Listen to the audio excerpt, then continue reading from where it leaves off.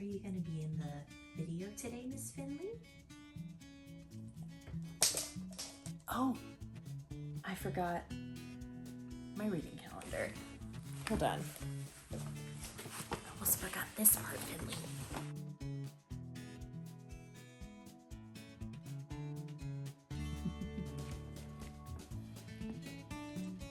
You ready, Miss Finley? You ready? Okay. Hello everyone and welcome to another video. If you're new here, this is Finley. My name is Erin and I'm so glad to have you visiting my channel today. I have just gotten home from work and Finley has obviously missed me all day, so she's going to be joining me in today's TBR for the month of June. I'm really excited about some of the books that I am planning to read in the month of June. Oh, I forgot my reading calendar. Hold on. I'm really excited for some of the books that I am planning to read in the month of June. And so without further ado, let's just dive right into the video. If you've watched some of my other TBR videos, you know that I always like to start with the reading calendar. And for the month of June, do you want to read it, Finley?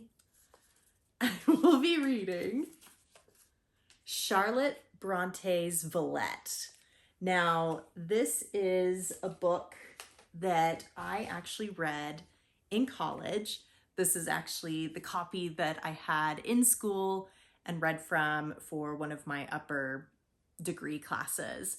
And I haven't read all of Charlotte Bronte's written works, but I've read Jane Eyre several times and I've read Villette, and I really love Villette. I've reread Jane Eyre quite a number of times, so I feel like now that I have a lot more familiarity with it, and it's been a long time since I've read Villette, I'm curious to see what my impression of Villette is so many years after having read it the first time. When I read it in college, I was blown away by it. I absolutely loved the main character. I believe her name is, what is her name?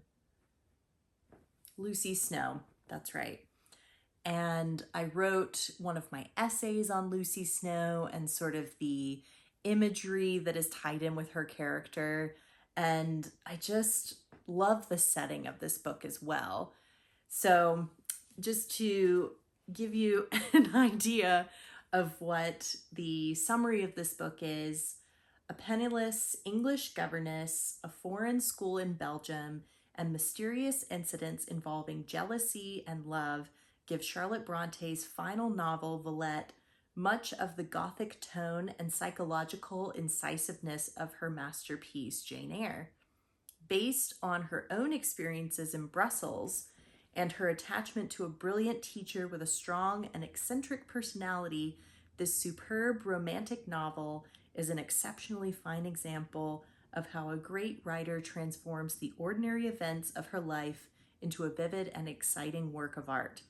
Villette represents the inimitable Bronte genius for keen characterizations and marvelous suspense, and gives us a masterful portrait of a woman, Lucy Snow, who is spurred into action despite her desire to hide, and who becomes, through her encounters in love, as strong and adventurous a heroine as any in 19th century literature.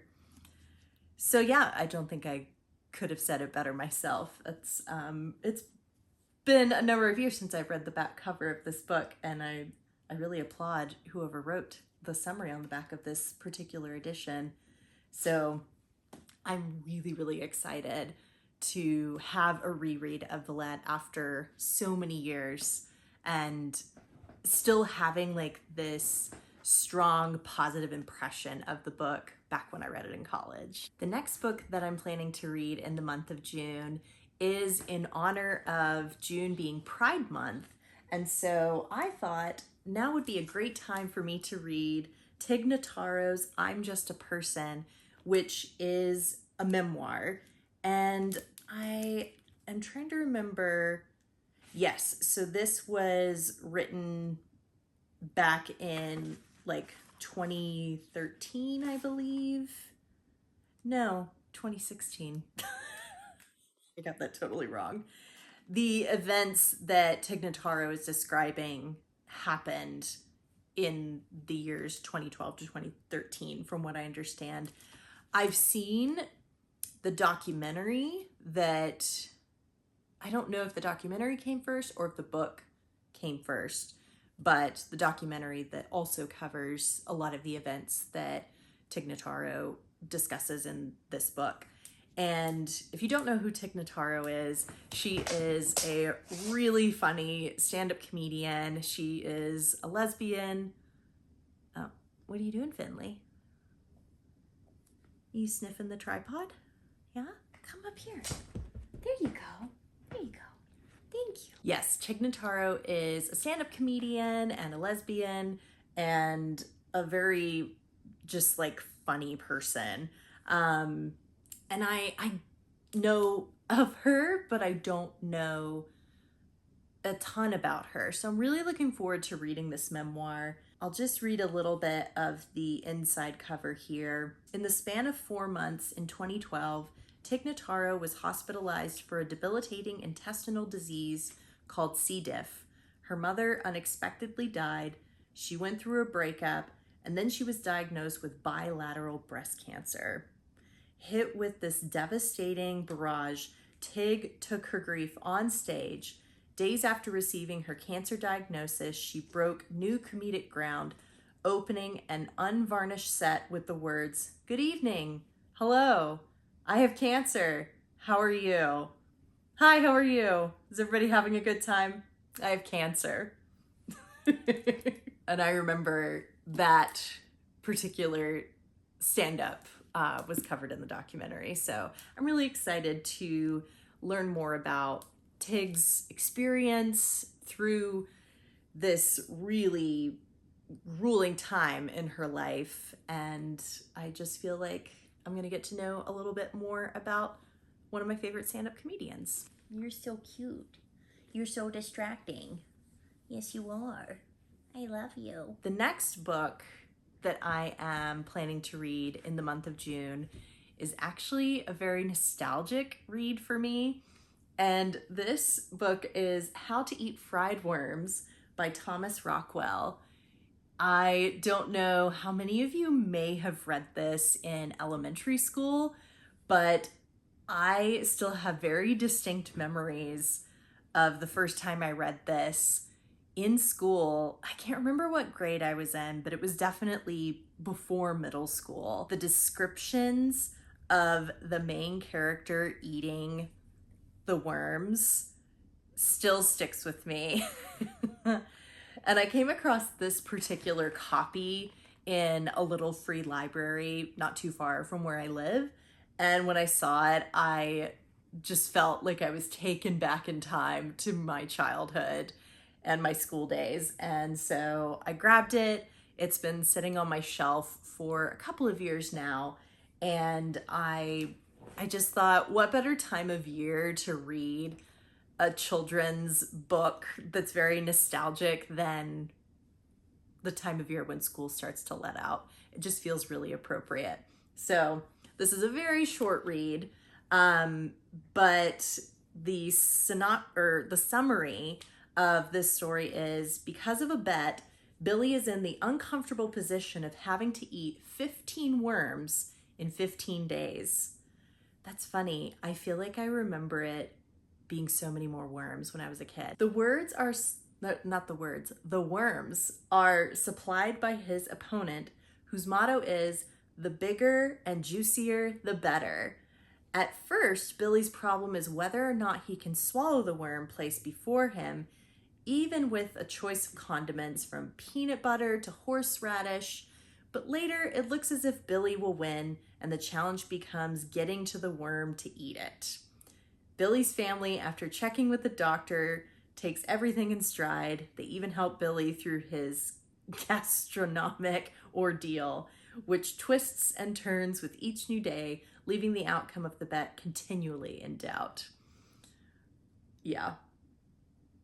I feel like I remember ketchup was maybe ultimately his preferred condiment, I think, but we'll find out. So let me know in the comments if you have read How to Eat Fried Worms and what little bits of the story you remember. The last book on my TBR for June is actually my book club pick, which is The Song of Achilles by Madeline Miller.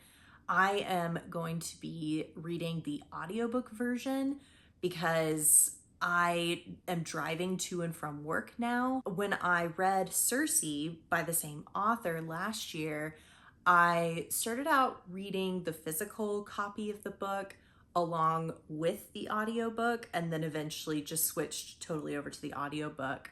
I found that the voice narrator just made the story feel very immersive, and so I want to have a similar experience with the Song of Achilles. And I have seen so many great reviews of this book. I am so incredibly excited to read it.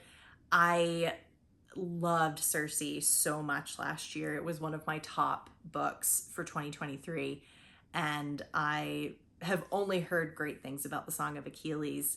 And I believe it was written over 10 years ago.